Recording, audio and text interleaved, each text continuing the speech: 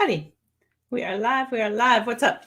So today we have a lot to cover. So I'm going to dive right in, and I don't want to ramble at the beginning of these, trying to break that habit. So let's dive in, because today we are talking about pitching the story of a screenplay. This is always a really popular topic. So we get a lot of people that watch the replay as well. Replay lives right here. So you can, wherever you're watching this, you can see it again. So watch it again and again and again, because we have things that I think are cool to share from both being a reader as well as those of you that are writers. So hang on, let me get this so I can see the handout for you. We do have a handout I'll be sharing today. Pitching, yay, Doug is here. Hey, Susan, nice to see you. Mayday, whoopee, whoopee. So pitching. Yeah, okay, not that kind of pitching. So we're going to talk about pitching. We're going to talk about it both from primarily from a reader's perspective, which I think is always beneficial for writers as well, so that you can see what are readers looking for when they are looking at your screenplays, because we are the first, we're the gatekeeper. I was going to say the first line of defense, but I never like to look at it that way, because we aren't here to defend the gate. We're here to kick it open. We're kicking it. We're Donkey. We're kicking it from Shrek, and we're kicking it in so that people can get in. So we are always looking. Hello, everyone. We're always looking for that hidden gem. We talk about it a lot in our programs, where as readers, we want to dig into that screenplay with a sense of curiosity. We're so happy that you're here, Rochelle. Yay! The gate kickers. That's what we are, rather than the gatekeepers. But we said Hollywood gate kickers.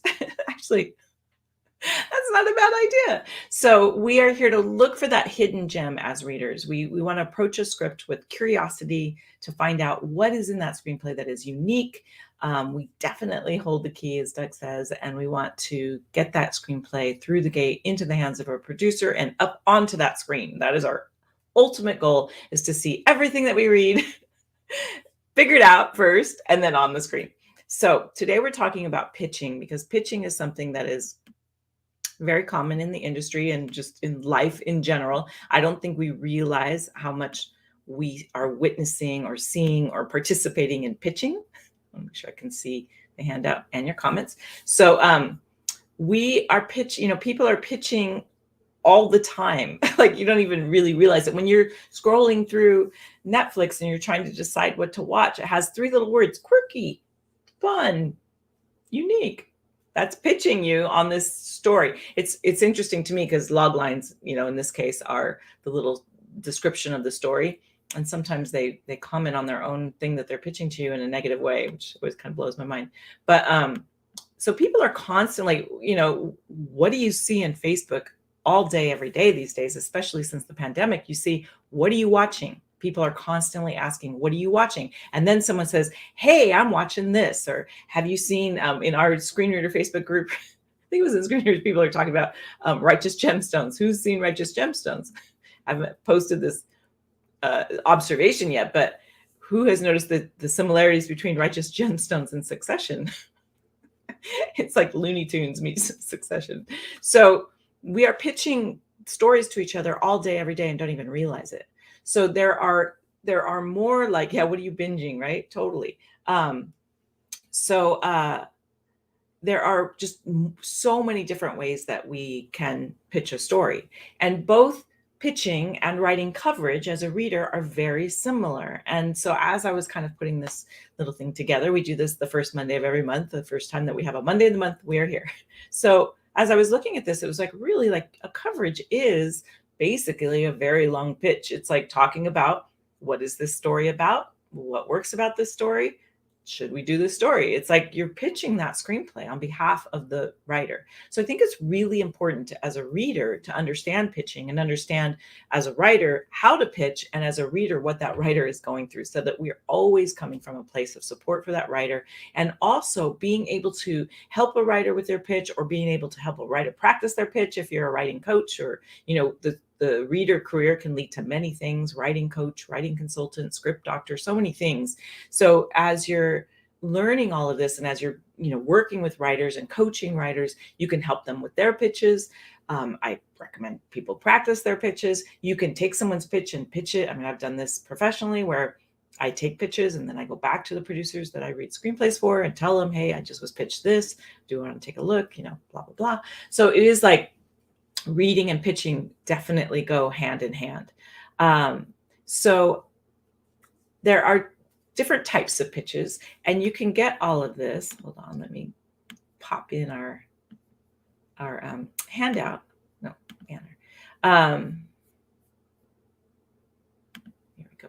So there, ooh, every time I'm like, ooh, I feel like today in Hollywood Gatekeepers, that's my newscaster stance. I don't know why they do that today. Okay, anyway, you can go there and get a handout where all of this is. So you can opt in and you put in your name and email, and then we'll send you the handout. And we do that name and email so that it helps us know the topics that are popular. And then pitching is one, which is why we're back doing pitching. So there's types of pitches in terms of there's the happenstance meeting. You're at a barbecue, you're at a party, you meet someone. Oh, what do you do? Oh, what do you do? Oh, I'm a writer. Oh, I'm a reader. Oh. And as the writer goes, you're a reader? Ding, ding, ding, salivate. Can I pitch you my story? Actually, most people don't ask if they can pitch. Actually, very rarely does someone ask if they can pitch you their story. They say, I have a story for you. That's usually how it begins. So someone pitches you, or maybe you're a writer and you meet someone and you're pitching someone. So that's the happenstance chance meeting. Happens all the time. And like I said, we're doing it on Facebook, people pitching each other. I wrote a screenplay today. I just finished my story about blah, blah, blah. That's pitching. So those are happenstance pitches. You've got your elevator pitch, which is a phrase for meaning that the pitch takes as long as it takes to write in an elevator. And that is also very, a real thing in pitching. As a reader, there are times when you have meetings or times when you pick up scripts or you meet with someone, and often you'll see a producer in the elevator and they'll be like, hey, what are you reading? Because they know you're reading screenplays for them. And then you end up going like, oh, I read one the other day that's such and such, or, oh, I'm about to read this. It's such and such. So it's like you're pitching. So those are that's a literal elevator pitch, but it's also a term for meaning a very short pitch. And then you've got paid pitch sessions where you can sign up for the Great American Pitch Fest or these websites where they bring in producers are actually looking for projects. Stage 32, which I highly, highly recommend that you join. They do paid pitches there where you can pitch your screenplay to a producer that's actually looking for projects. Sometimes there are coaching sessions where they'll coach you on your pitch, which is also good. But it's also good because those kind of sessions are actually great because you can get to know someone a little bit better because they're coaching you. So whether, if you're not, I wouldn't be even too concerned about the pitch. It gives you an opportunity to know someone. They're still going to hear your story. And if they're interested, whether you are learning how to pitch or not. If you have a good story, you have a good story. So they're doing that because they're trying to find good stories. That's why people are agents, lawyers, managers in the entertainment industry, is they want to find that next big thing. They want to find that hidden gem. They want to find that story. So, sorry. I thought I was looking at comments, but I wasn't. I was looking at the banner. I'm like, why is someone commenting with the banner? Okay, I'm on it now. There we go. So, very 1970s. Are you dating me? What? Maybe I've just watched Anchorman too many times. That's what it is. I'm going to go with that. So when you do these paid pitch sessions, you usually get like 5, 10, 8 minutes, and you have that amount of time to work with someone and tell them your pitch. And then you've got query letters, which is a written pitch. And sometimes a query letter can be someone that you met and you're following up. Sometimes you're just sending out a cold letter to an agent, lawyer, or someone, manager, saying, hey, I've written the story, even producer, would you be interested in reading it or whatever? So that's a whole different topic that we could do is query letters, because there's a whole different way of approaching that kind of pitch. Reading is much different. People interpret reading. They don't have your body language to go off of. So yeah, it's a whole different art. And then you have contest connections you can make in contests. Sometimes some writing conferences have live pitch sessions where sometimes it's the big room, and I've participated in this many times where I'm taking pitches and there's just tons of writers and they're waiting and they pitch all these different people, producers, agents, all kinds of people. Sometimes it's like you can stand up at a microphone and they'll allow the audience participation. You just pitch to a panel. Super nerve-wracking because you have an audience watching you pitch. But it's so valuable, so valuable. So, and how you handle yourself means so much in those situations. So those are paid pitch situations, and then contest situations. So sometimes contests are a great place to meet people. great. I mean, I really, really feel that contests can really help you. It can help you get feedback on your work. It can help you as a reader to meet people. Producers that are looking for readers and projects are typically the ones that are out there being judges for contests. They're more willing. They're already putting themselves out there. They know people are going to see that they're doing that. So that means they're willing to say, here I am. So if they're already willing to do that, they might be more open to hearing a pitch or, having people read for them or whatever. So contests are a really great way to get your foot in the door, to learn, to grow. It's really great, builds your resume on both as a reader and a writer. Like, highly recommend using reputable contests. And most contests are reputable. There are a few that are schlocky or whatever, but in general, I'm talking 95%. Like, there's just a few, or usually the ones that aren't are kind of just getting their sea legs, or they have an idea, oh, this will be great. And then they realize, oh, actually, this is a lot of work. So the contests that have been around for a while, there's people that are passionate about that contest and helping that writer. So, good question, Miles. Can one pitch a treatment? No, says Susan. Typically, as a reader, the number of times that I've read a treatment, in terms of that being the thing that they're considering, the number of times I've read a treatment is never. I've never read a treatment as a reader. So treatments are typically used for more established writers. So it depends on where you are in your career. But if Quentin Tarantino writes a treatment, but that's a kind of obvious example, but someone who has some stuff out because they have a track record. So you can go, this is the next story, and it's just a quick way to get across a treatment. So, I mean, a story is through a treatment. So for those of you who don't know, treatment is like a narrative form, like it can be 3 to 20 pages of your screenplay. To me, those are very different styles of writing. So a screenplay is very different than a treatment. Even if someone were to pitch a treatment and they have a treatment of a story that they think is great, and they're pitching this treatment and they want me to read the treatment is not going to tell me enough about the screenplay. I want to see the whole screenplay or nothing. That's just me. There might be other people that totally disagree with me, but I really feel that it's better if you have the screenplay done than pitching a treatment. Now, if you have 10 screenplays and a few treatments, that's another story. That means that you're just a writer, and you're writing all the time. So you have some treatments and some screenplays. But you can pitch a treatment, but I really feel that as a writer, it's good to actually have the screenplay. That's kind of my 2 cents on that. So when you are pitching, there's just the very basic of people are people are people. I say it all the time. You should get a tattoo. Just remember that you're pitching to a person, and that someone that, is looking for a project, but you want to know who they are. Like, really like know who you are. You want to let people know that in your world that you are a reader or a writer. You can be on social media. You can tell your friends, I'm a writer, so that when people introduce you to their friends, oh, it's my friend, the writer. Like, instead of it being whatever if you have a day job and you write on the side, if writing is what you want to do, you're a writer. If you're a reader, you're a writer. So if you work, even if you're in our programs and you're studying to do it, you're working on that career to be a reader and a writer. Like, own it. Let people know that, have it be part of your identity. So then when someone does come up with a project, or they think or know of someone looking for something, they'll be like, oh, I have a friend that's a reader. I have a friend that's a writer. They'll just naturally think of you. So I remember like seeing someone running into someone that I went to high school with that I didn't know very well. And she said, oh, I remember you used to sit in the back of the class and write screenplays. That's like, I didn't even like realize that that was something people knew, but it's like, because I was so owning that at such a young age. So really kind of know who the person is that you're talking to, as well as know who you are. Like, come into the room and be authentic and be yourself, and know if you can find things about the person. If you have a setup pitch where you're going to meet someone, if you can find things about them aside from the industry where they grew up, or that they love dogs or whatever, if you find information about them, then you can find things that you connect on that's outside of that. They'll remember you a little better, as long as you're not creepy with it. It's like anything. It's like dating, just being authentic. And then, like, really kind of, what else do? You are a whole person besides reading and writing and watching movies. Is there anything else? No. Be a person, like, be real. And then what sets you apart from other people or other scripts? What sets your screenplay apart, and what sets you apart? Why are you the person to tell this particular story? Did you experience it? And even more now, there's a real trend and a shift going of that people need to have experienced the story that they write. have mixed feelings about that because I do like the exploration of things that we don't know. But even if you're not an astronaut, you can write stories about traveling in space as long as you have someone that's, getting your facts straight. You have Emily, our reader, who's a scientist that can tell you.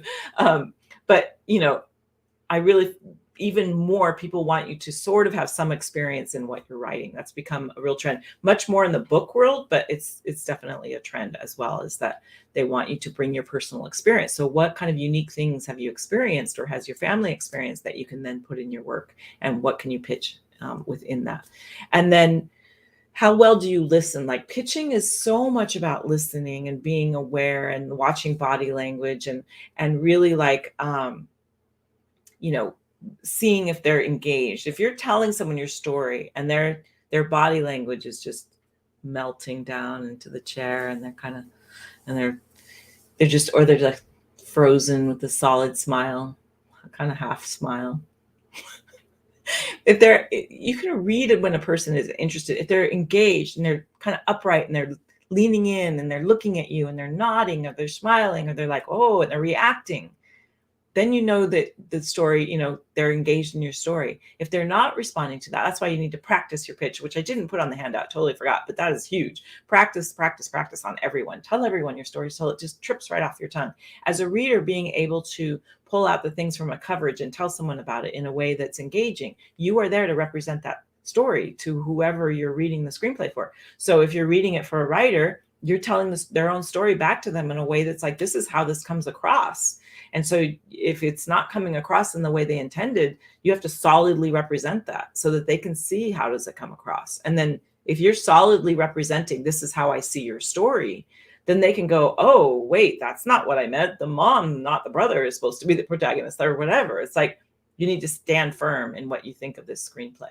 So it's the same kind of idea in your coverage as it is in a pitch. Like, the similarities here are just so fascinating to me. And so you want to also be listening to them, and you want to be brief. So if you sign up for a pitch session and you have a short amount of time, don't use the whole time. Use like half the time if you can, so that you open some of it up for dialogue for them to. It would be much better for you to tell a condensed version of your story and let them ask questions, because then they'll ask what they're interested in and you can respond in that way. So then they'll lead and you can say, this is how my story fits into what you are looking for. It's about them and not you. Even though it's your story and it's about pitching your story, it's all about the relationship, right? And you always want to be gracious, humble, appreciative, and authentic. Authentic, authentic, authentic. Be yourself. Even if yourself is goofy and whatever, just be yourself. You're going to get so much more traction just like being your humble, honest self than trying to be something that you're not, or even not even trying to be something you're not. You might even be the thing you're trying to be. You know what I mean? You might be a solid writer, but you're trying to pretend you're more than something, whatever. Just whatever. Just be. So when you are pitching your story, you want to like look at basically what is it about, right? But not just what is it about in a dull way. What is it about? What makes it unique? What is the dilemma? What is the emotional hook? What is the journey a character goes on? What are the main plot points? Like, figure out what are the things, what are the elements that draw us in every part of your story, and just hit on those. You don't need to share every tiny little detail. You just hit on the main points of a story. And so as you go through this, you basically like, why do we care? Why do I care about your story? Why do I care? Like, what's going to resonate with me about your story? Find a way to get those elements across in a way that's like, this is why people will care about this.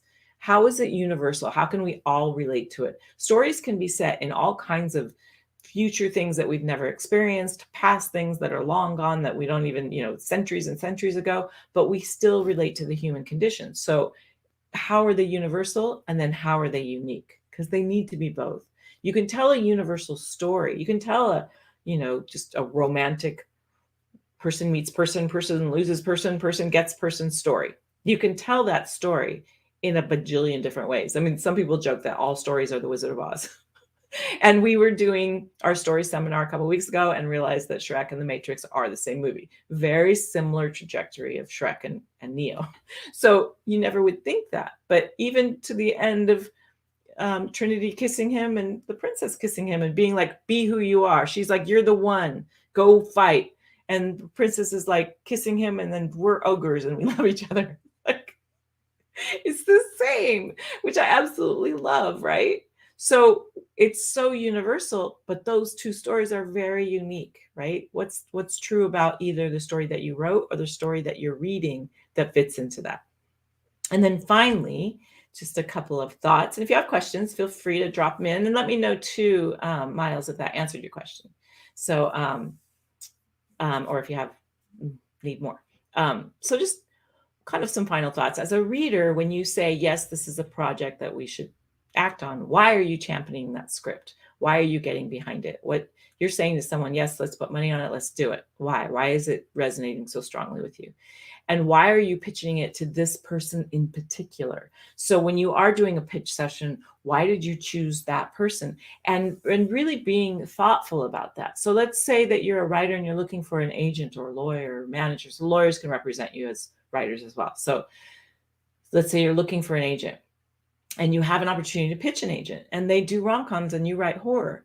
You could still talk to that agent and just, so that then when they have it, because they all know each other, keep that in mind.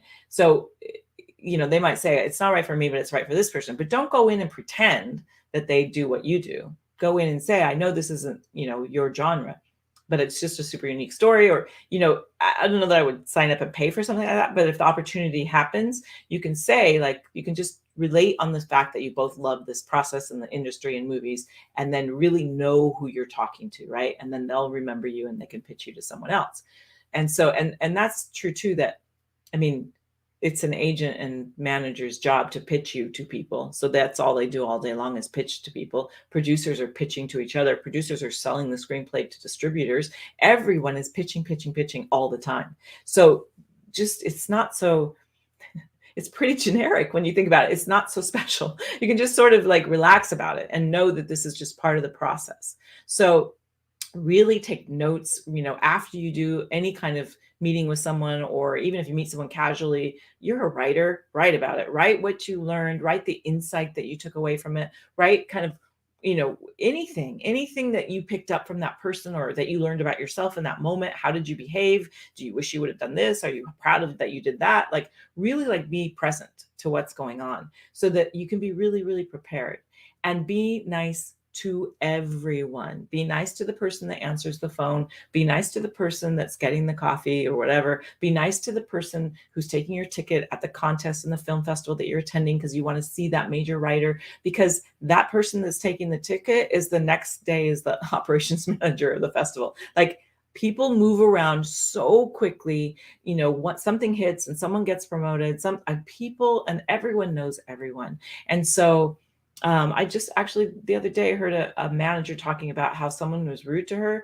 She took that person and she just emailed everyone she knew and said, don't work with this person. It was like, wow. So it's like that kind of thing happens all the time. You want to just be nice. Like, how hard is it? Just be nice. Be nice. So, and be nice to everyone. It's even worse. If you're going to be mean to everyone. It's worse to be super nice to the person you want something from and really rude. It's like being rude to waiters. It really, to me, says something about a person when they're rude to the waiter. I'm always like, I don't know if we can be friends. Being rude to a waiter is just like, what? So it really does say something about they're handling your food. But anyway, it does say something about a person when they're rude to people around them. And then, follow up in a way that's respectful, that's humble, that's, appreciative of the time that they're giving you, because in my opinion, our most valuable resource is time. That you're spending time here watching this, I'm so humbled and grateful and excited that anyone would want to do that. And I also feel that if we can spend even a minute talking about this, then life is spectacular. That if we have some time that we can sit around talking about stories, and reading screenplays, we are so privileged and so lucky, and I'm so fortunate. So super, it's just a way to be reminded. So as you're sitting down to write your screenplay, be so excited that you can sit down and write your screenplay. Like, how cool is that? If you can sit down and read and cover someone's screenplay, it's just super great. It's basically super great. And then be prepared for the most common question that you will be asked in a pitch session. The number one question that most people will ask is, what else do you have? That is going to be such a common question in your life as a writer. What else are you working on? What you working on? What else do you got?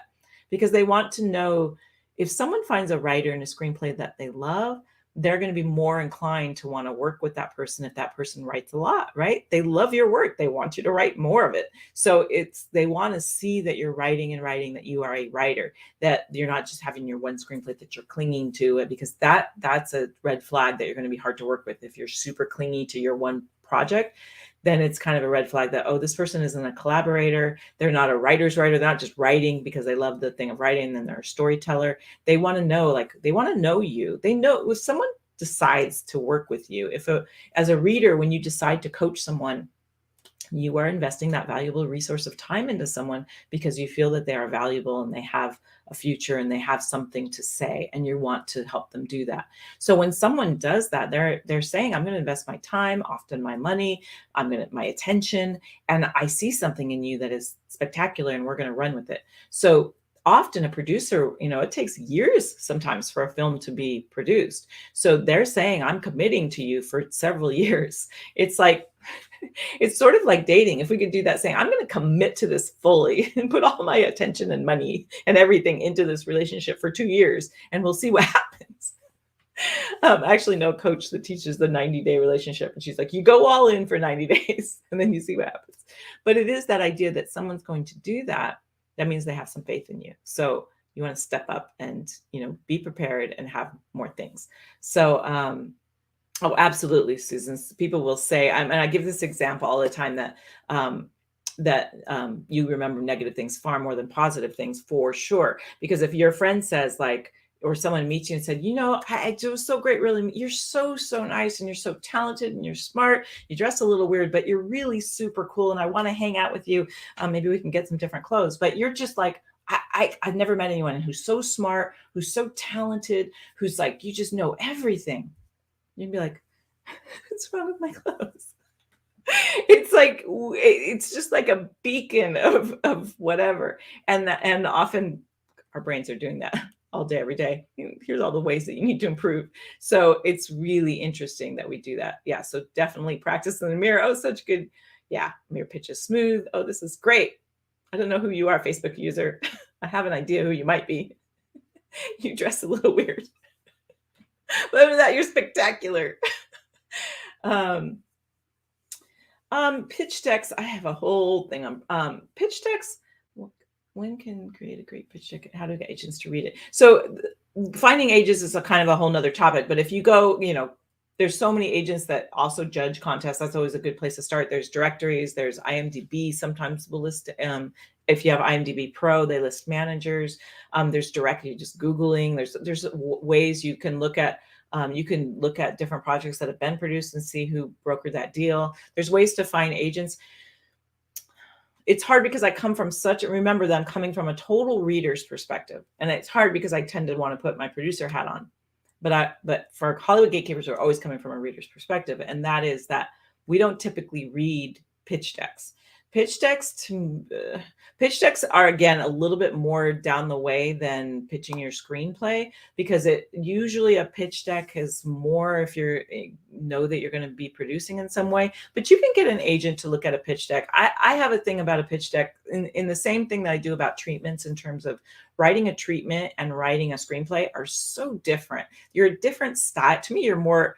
Writing a treatment works for a book. Like, you're more of a novelist if you're going to write a treatment. It's a different style of writing than screenplay writing. And so if someone can write a spectacular treatment, that doesn't mean that they're going to be able to write a good screenplay, because it's so dialogue heavy compared to a treatment, for one thing, even if you have samples of dialogue.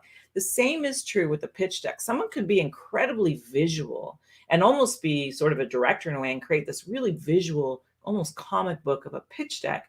But that doesn't mean that they're going to have a nice through line of their character. I mean, it depends on, maybe I just haven't seen enough good pitch decks, but the pitch decks that have come across my desk as a reader have been just not thorough enough. They're not story based. They're visual based, which is good, but they don't tell the narrative story in a great way. But if you have it's got to be a really good pitch deck.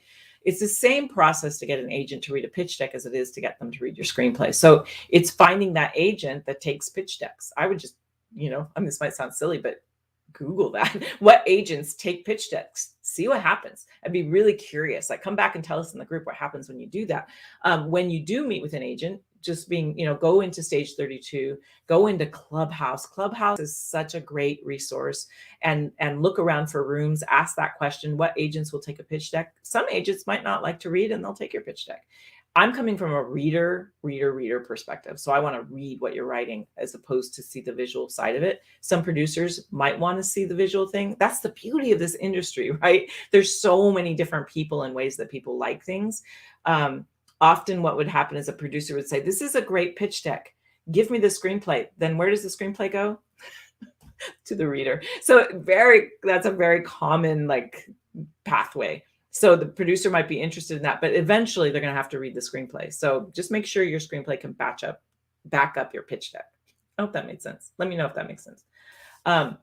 Actually, Brian, I get that question a lot. Can I review coverages? I mean, your screenplay. I don't personally review screenplays so much anymore. I just do it for people, big producers that I work with kind of one-on-one every once in a while. Instead, I'm training other people how to do it in a way that I think will really, really help the writer.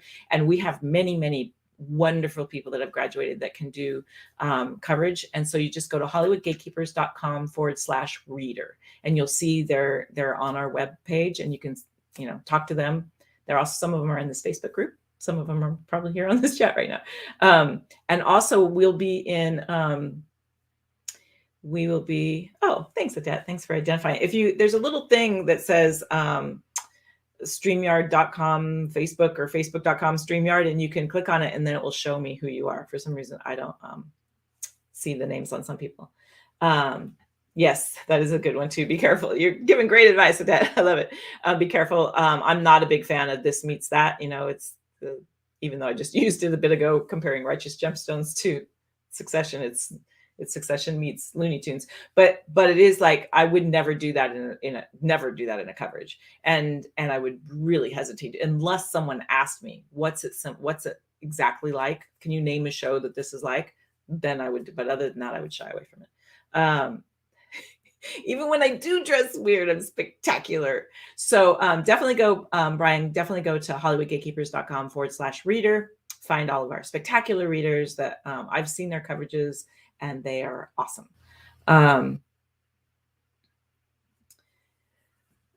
You just do it, Miles. So how does one return to the screenplay scene? You just dive in, write your screenplay, come to these sessions. Look, if you're watching this on Facebook, you can scroll through. We have tons of trainings in our Facebook group. We have tons of trainings. Just start diving into the trainings. Go onto Clubhouse, go into Stage 32, join that membership. They're amazing. Just start putting yourself out there, and you're doing it right now. Congratulations. High five. You are in. You have returned. Welcome home. I'd like to welcome you back with open arms. We're so glad you're here. So get your screenplay going, take your play, turn it into a screenplay, whatever you got, do it. It is the right form. This is absolutely. So super glad that you're back, because I want to hear as many stories as possible in this world. Awesome. Good. Thanks, Woo. Awesome. Yay. Yes. Why you're different, why your story is different. We talked about that. So you want to make sure that your story is universal, but also why is it unique? For sure. So super. Yeah. Thank you. So happy that you guys are here. We are here live every first Monday of every month. It's a little late in this month before we finally got to Monday. And then we'll be back next month. If you want to know more about being a reader, we have a free masterclass. You can go to hollywoodgatekeepers.com/free masterclass. I can stick that up as well. And then we will be on Clubhouse. If you're not on Clubhouse, highly recommend that you get over there.